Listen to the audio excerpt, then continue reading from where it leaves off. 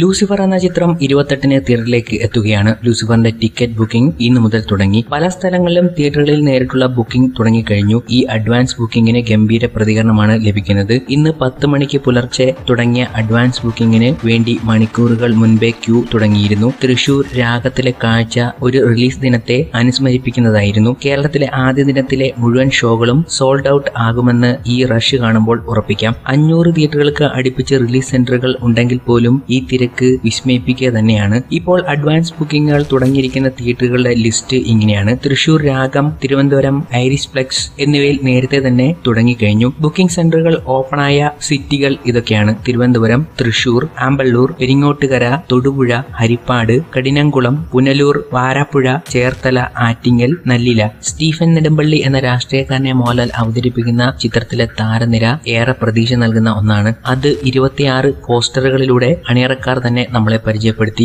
ഇതൊക്കെ കണ്ട് ആൾക്കാർ മതിമറന്നിരിക്കുകയാണ്. സിനിമ കാണാനുള്ള തിടുക്കവും അതുകൊണ്ട് തന്നെ. മോഹൻലാൽ സ്റ്റീഫൻ നെടുമ്പള്ളി ആയി മാറുന്ന ആ കാഴ്ച കാണാനാണ് ഏവരും കാത്തിരിക്കുന്നതും.